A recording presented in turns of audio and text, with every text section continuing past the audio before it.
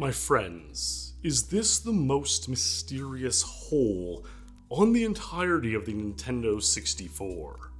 Deep within the ventilation system of Perfect Dark's Area 51 stage, we find this unusual keyhole present, seemingly locking away one portion of the vents from the rest of the stage.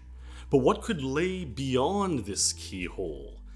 And surely this keyhole seems intentionally out of place for a futuristic game like Perfect Dark, taking place in the far-flung year of 2023 AD. So join me as I go down this remarkable rabbit hole, exploring the meaning of this mysterious keyhole in Nintendo 64's Perfect Dark. Here we go! My friends, hello and welcome back to the fireside. It's always a pleasure to be back here, and I hope that if you're not having a warm and cozy evening, tonight's story will indeed help you out with that. Now, this strange keyhole in Perfect Dark has really bewildered me, as it has generations of folks before me. Although perhaps not as many as I would think, because I haven't really seen it discussed too widely on the realms of the internet and YouTube and whatnot. And perhaps it's for good reason, because, my sort of experience with Perfect Dark, I never played it too much growing up, as much as GoldenEye.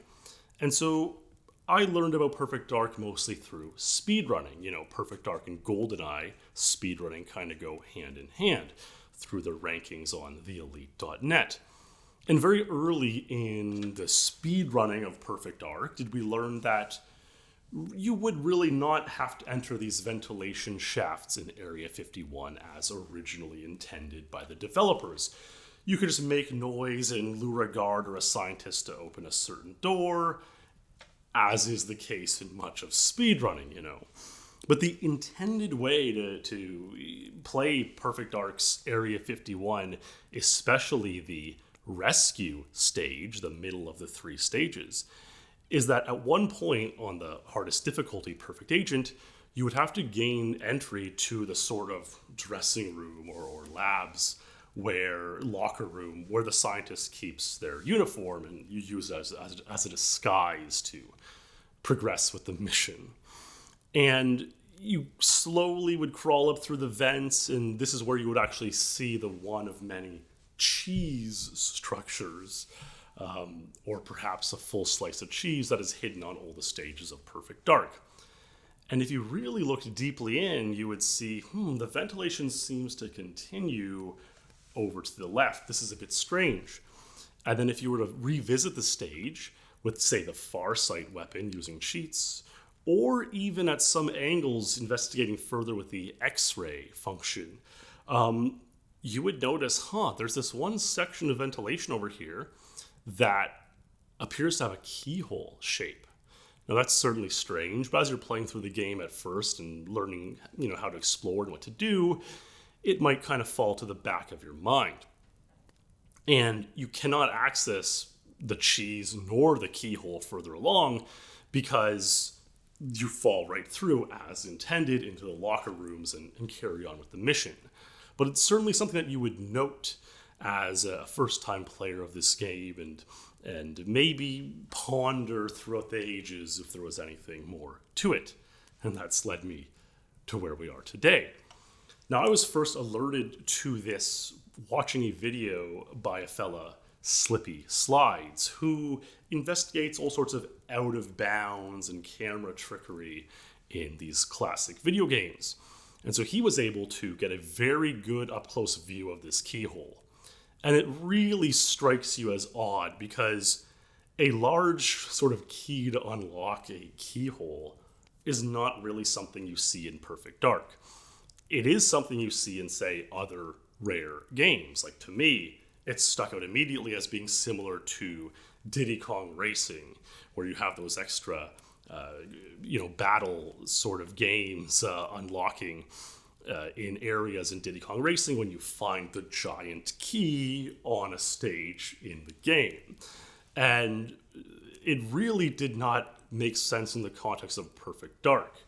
But it does make sense in the concept of some lost art, an unbelievable program that almost came to fruition through these rare developers back in the heyday of the Nintendo 64 called Stop N Swop.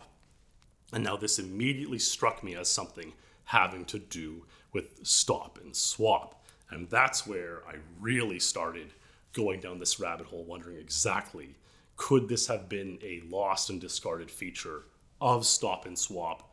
Could Perfect Dark be related in this sense to Banjo Kazooie and other games, which sounds insane, but hear me out. So Stop N Swop is a known feature that the Rare developers were working on in the late 90s with their set of games they were making for the Nintendo 64. And a number of features were indeed implemented in the game Banjo Kazooie. Now, one of the most famous ones, of course, is on the stage Freezeezy Peak in Waz's Cave. You can very clearly see an ice key behind this sort of inaccessible alcove that you cannot get through. It's displayed there right for you. Again, something that you would come across playing the game for the first time and you would keep in mind, and it would never resolve itself, which is certainly strange, but adds to the sort of mystique that we love from this era of gaming. And it was later revealed that indeed what would happen is in Banjo Tooie, you would do something which would cause that area to unlock. You could get the key. It would be one of a handful of Stop N Swop items, and you could unlock even more cool things between Banjo Tooie and Banjo Kazooie, and maybe even some other games.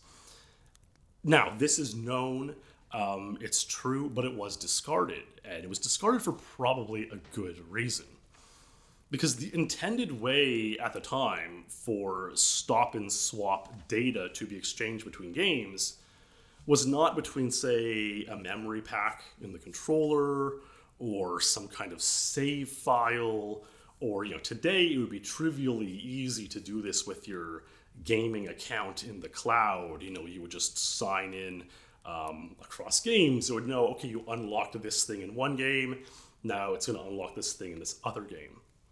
The way it would work, and this sounds insane, and if you've never heard it, it's really unbelievable.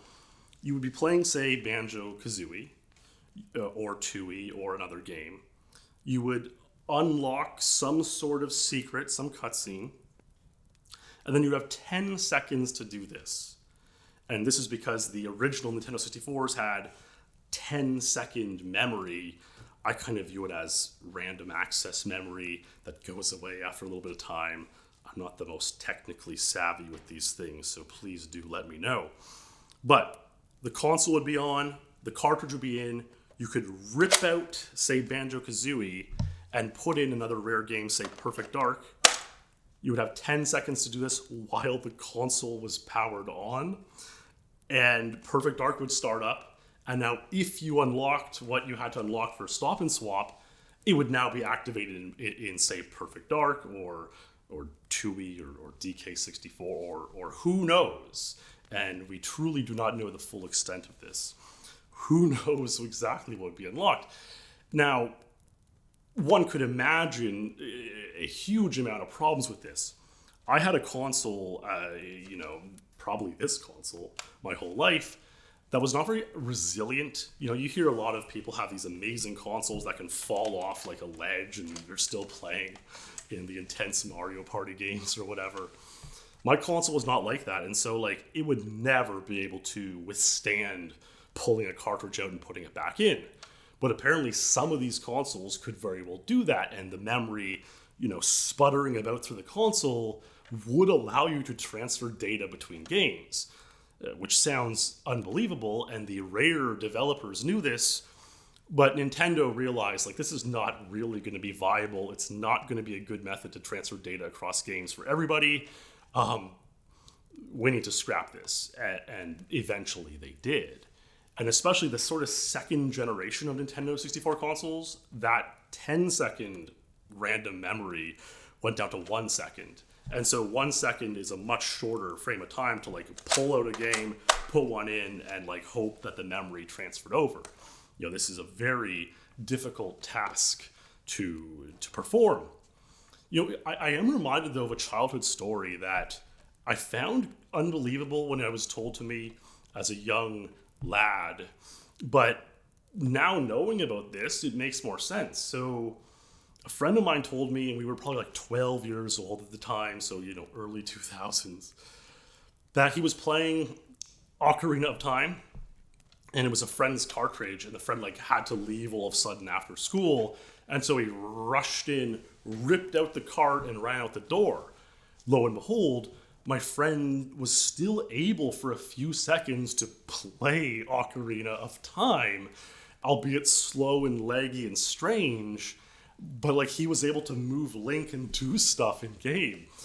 And I thought, like, this is such a bizarre story. Like, come on, like the game would immediately freeze if you ripped up the cartridge. But knowing what I know now about this random access memory, it's actually believable in hindsight.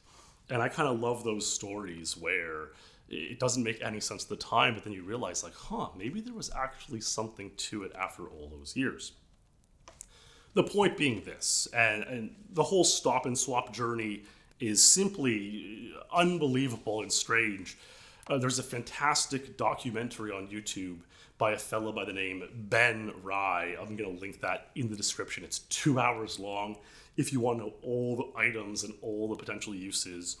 And I might get more into it in a future video on this channel as well. But for the sake of this video, I want to delve into that perfect dark keyhole.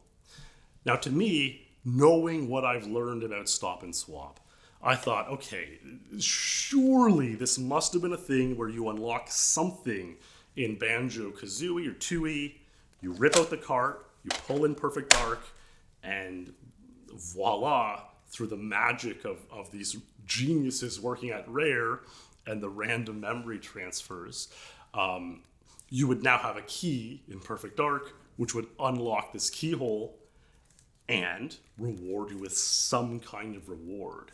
Now, what that reward might be is completely up to our imagination. It's impossible to know. We'll never know, probably. And so that is just what instinctually made sense to me. It must be the case. I was like very convinced. And so I set out and asked another fella by the name of Steve from Rare Gamer, who maintains the Rare Gamer Twitter or X account, and also a website archiving and documenting all sorts of things from Rare video games and the developers. And now he wasn't so sure, and he directed me to an interesting page that he's archived called the Rumour Mill. Now, the Rumour Mill was a page that Rare once maintained back in the day, where people would send in questions and ask, like, what's the purpose of this or that, or, what's going on? And of course, naturally, people asked, like, what's the deal with the keyhole in Perfect Dark Area 51, which they could see using the Farsight and X-ray, and also a strange question mark in the ceiling area of a multiplayer stage called Warehouse in Perfect Dark as well. What's the deal with these things? They're very strange. And the official response from Rare was that, we just put them there for your befuddlement and just so you kind of wonder and, add to the mystique of games. And, like, that might be true, but come on, And this contrasts to questions they were asked over time about certain areas in Banjo Tooie or Donkey Kong 64, where quite clearly the folks at Rare, soft confirmed that, like, this did have a purpose. It no longer does. Like, that's why it looks a little bit odd. And again, the Ben Rye in his documentary gets into some of these locations. The idea being they were almost certainly part of Stop N Swop during the development of Rare when they were still working on it before Nintendo kind of shut it down. And it's really just unbelievable to think about.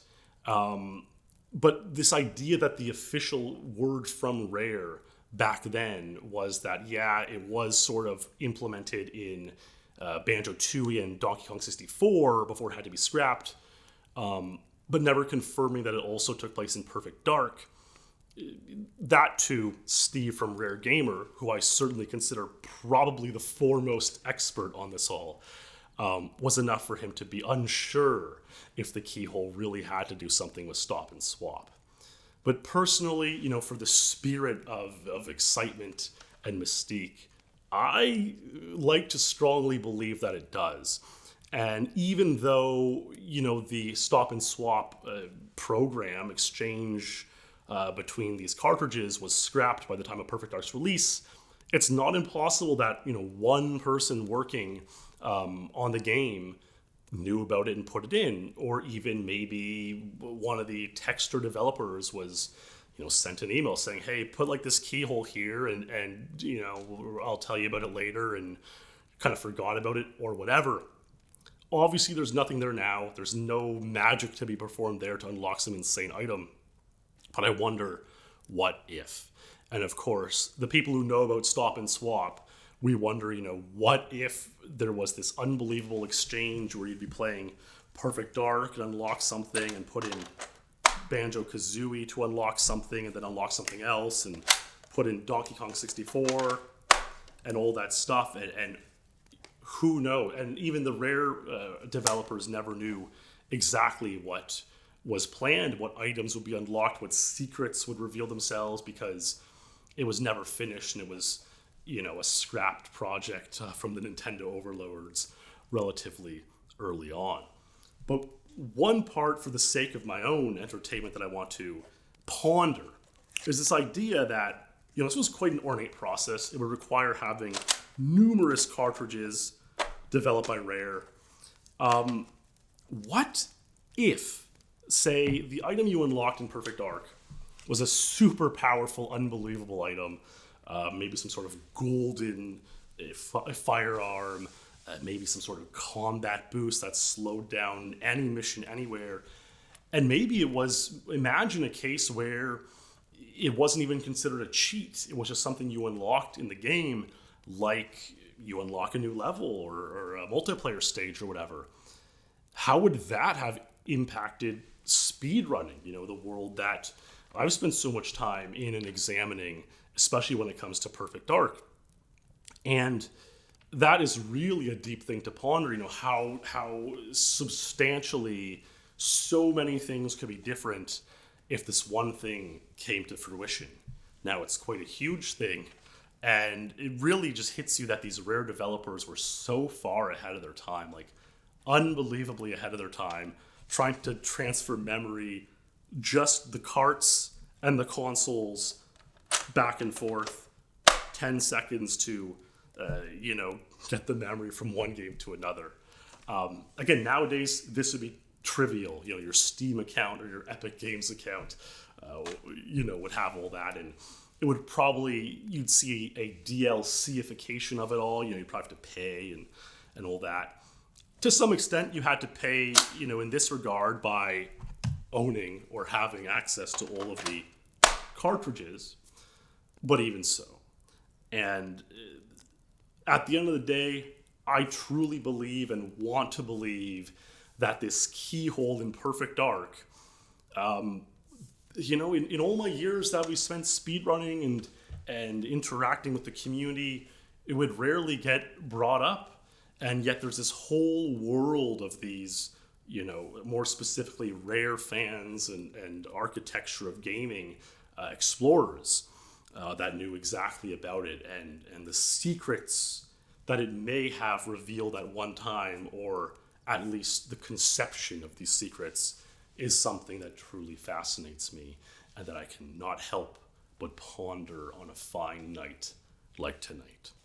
So that is the story of the mysterious Keyhole in Perfect Dark's Area 51 stage. In my opinion, the most mysterious keyhole on the entirety of the Nintendo 64.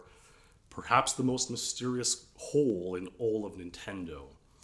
But hey, I hope you enjoyed this story, and I hope I gave you something to think about.